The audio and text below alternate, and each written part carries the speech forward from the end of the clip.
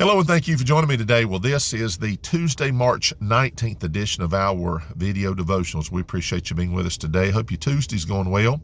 And we are down, well, I'm literally sitting in a little town of Beaufort, North Carolina. And we are down this week for me to be helping the Spring Share-a-thon over at FBN Radio in Newport, North Carolina, Grace Baptist Church.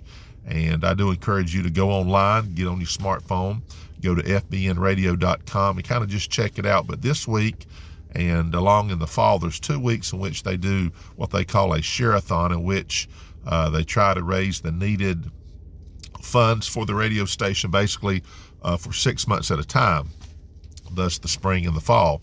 And listener-supported radio began back in 88, somewhere in there. Pastor Clyde Eborn, who's gone to be with the Lord in the last year and a half, I think it's been. At any rate, he started the station really for the local area here, Morehead City, North Carolina, and then it's expanded worldwide, and there's affiliates around the nation. And of course, you can go online and listen to it on your smartphone, fbnradio.com. Anyway, we're here to help on Tuesday, Wednesday, and Thursday. And then secondly, Christy came with me. She's able to see her mom and dad who live down here. They're both from down here, go way, way back. And in fact, I say this kiddingly, in this town I'm at right here in Beaufort, supposedly the infamous pirate Blackbeard came here and did some of his haunts and different things. And I always say, when my wife gets upset with me, I said, there's Blackbeard coming out of you. I think she's like the 25th cousin removed, whatever all that means, from Blackbeard. But in all seriousness, we're glad she's able to see mom and dad, visit with them, and me be able to help with the radio station. All right, so this week we are in the book of Psalms. We're doing every fifth Psalm. Yesterday was Psalm 30. Today is Psalm 60. We won't read all of this, but I'm going to read just a few portions of it, kind of give you the context, then just give you a very simple thought here. But boy, the Word of God, how it is what we need, and it just kind of keeps us focused on the way things are, and the way things should be, and certainly the way things are when God intervenes or when He does not. Notice what it says in verse 1. O God, Thou hast cast us off. Thou hast scattered us. Thou hast been displeased. O turn Thyself to us again. Thou hast made the earth to tremble. Thou hast broken it, healed the breaches thereof where it shaketh. Thou hast showed Thy people hard things, for Thou hast made us to drink the wine of astonishment. Thou hast given a banner to them that fear Thee, that it may be displayed because of the truth, Selah, that Thy beloved may be delivered. Save with Thy right hand and hear me. So thus far what's being said here, of course, is when we're not right with God, then the displeasure of God does not work well for an individual or for anybody. So we want God certainly to be in our lives, involved, and we want to be in the right position with Him. Then as we skip down here to verse 9, who will bring me into the strong city? Who will lead me into Edom? Wilt not Thou, O God, which hadst cast us off, and Thou, O God, which didst not go out with our armies? Give us help from trouble, for vain is the help of man.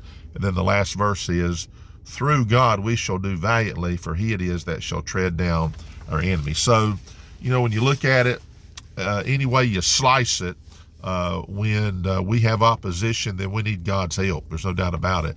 And we certainly don't want God, one, not helping us. Number two, we don't want to be in such a displeasure with God that He's working against us.